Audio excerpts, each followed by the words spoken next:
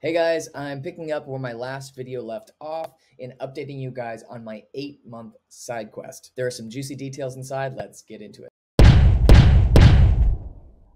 In last week's video, I was filling you guys in on the detour I took over the last 8 months. To summarize, a group of people approached me about joining a startup with a $60K base salary and increasing it as we hit revenue milestones. I was told that there were millions in investment waiting for proof of revenue, and there was very strong consideration that after about 90 days, we'd have substantial revenue. With a pending legal matter adding to my financial decision making and feeling like although there were some open questions about this startup, the upside was significant, so I joined them. So here's what happened next. I busted my ass building a very extensive V1 for our platform's launch. Within 30 days, the site was up and collecting users, and within 90 days, there was so much functionality built into this thing that I can't believe I pushed so hard. Honestly, I'm really proud of it. It was some of my best work. In fact, I pushed so hard that after the first 30 days, I was literally having hand pain that was affecting my work for a few weeks. I was just gunning so hard and just very excited to tap into the high potential revenue of this startup. Normally, I would not have built so much so quickly because one of the first hard lessons won in my startup life is not to build too much until you have revenue.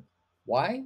Because until you have a real life person paying you money for the thing that you build, you don't really know what part of your product is going to be successful. If you dig in too much trying to build something unknown, you're basically building a skyscraper without blueprints. And more importantly, you're distracting yourself from the real task at hand, which is getting revenue. There are exceptions to this though. If your startup is certain of a coming wave of customers and you have a limited window to impress them and grab that market traction, you do need a kind of well-rounded out product. And this is where I found myself, still waiting for this business to prove out all the promises it made to me, but really wanting to be ready in case things went terribly right. On our founders calls, everyone was really excited. Our launch came with about 50 signups, which everyone was a little bit disappointed in, but I knew from past experience that 50 signups on your day one is great. The next month, payroll was properly set up. I'd been paid as a contractor until that point, and it came with some really great health insurance, actually. This was a really great positive sign. We hadn't booked any real revenue yet, which was the first yellow flag. The product wasn't holding us back at this point, and the team had prior experience getting revenue manually, so what was going on? The main reason for this that kept coming up in founders calls was that we had compliance needs that were mucking up and delaying the process. So things kept rolling on, and around the 90-day mark, they set up a private meeting with me. They told me that money wasn't coming in as expected, and with the delays in getting the revenue machine going, they needed to pause payroll temporarily with a promise of back pay when things straightened out. Of course, this was a huge red flag. The whole point of doing this side quest was to soften my financial burn rate, while I also put another high potential bet on the table. So we worked out a deal where I would get a personal guarantee from the founders outside of the company that I would get full back pay for the next 90 days if revenue or funding didn't come in. However, after a few more weeks, it sort of became clear to me that this arrangement was not something I should really rely on. There were splinterings among the group, and there were still obstacles in our way to getting revenue. But just like all things startups, there was good news muddled in with the bad vibes, because we did get our first substantial recurring revenue in the door during all of this. Regardless of that, I felt like this back pay personal guarantee wasn't super reliable, and I told everybody the product and the engineering piece of this is ready to go. When things get straightened out on the business front, it's all going to come together. So I'm going to pause dev right now and look for some side work while this stuff shakes out. Basically, I'm ready for this thing to take off, but I've got to ease my financial burn while we're waiting. It's like this. You've got a food truck, you've nailed the menu, you've got a really pleasing design, and you're ready to sell some tacos. But the neighborhood spot that you staked out to get customers just isn't strong enough to keep the lights on.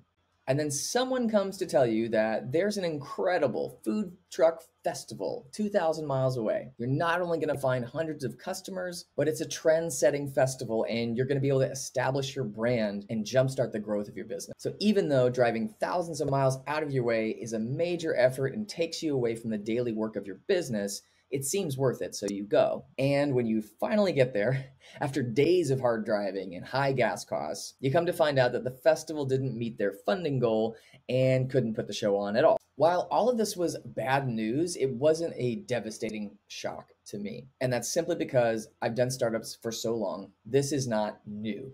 In fact, it's the default outcome of any startup. All things considered, you always start out headed for death, and the successful startups pull the nose up before the plane crashes. Still, it was not fun news, and of course it did hurt. And since my portion of the work was already done, I considered this the last phase of the startup, where I would sit back, do something else, and let the other founders finish their side of the work to see if all of this could be pulled together. Luckily, my oldest friend from grade school runs an amazing developer shop. It's called Echobind.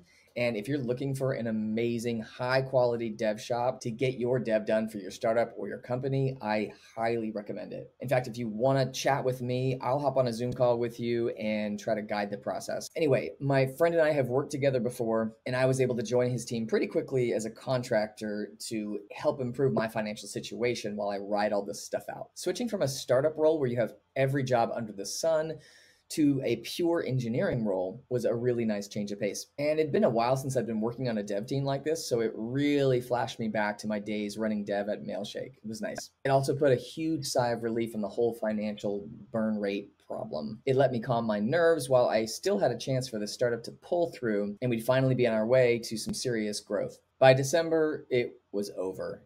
The splinterings among the group had only increased and pretty much everything had fallen apart. It was clear now that there had never been any investment dollars waiting. It just turned out there had been a lot of empty promises and bluster. That wasn't at all the fault of everyone on this team, and I always had a little bit of skepticism about it, but it finally became clear that it just wasn't there. I can't say this next part enough about doing startups or really anything where you put yourself out there and it doesn't pan out. Yes, it is sad, but try not to take it so hard. It can actually be psychologically dangerous to take it so hard because of how sensitive this is. I've failed so many times that one of my superpowers now is being able to recenter myself emotionally, look at all the learnings I've made, and move on to the next thing. The good thing here is that I saw these yellow flags early, and I only gave this startup so much leash on my life. In past times, I easily would have wasted at least another 6 months or maybe even a year on this, trying to fight, because I always thought persistence was the way to win.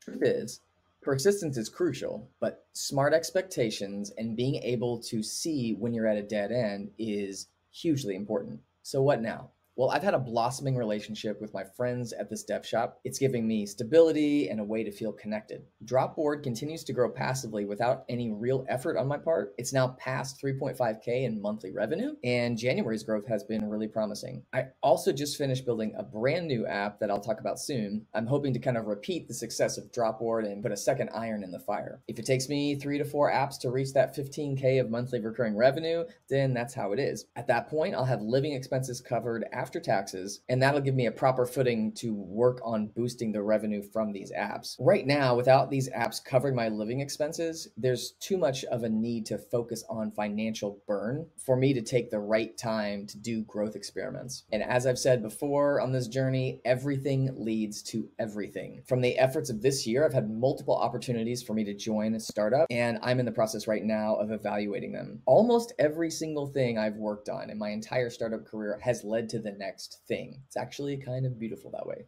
That's it for now. I've really hoped you enjoyed the twists and turns from 2023. 2024 is looking really exciting, and I can't wait to see what happens next. I'll see you later.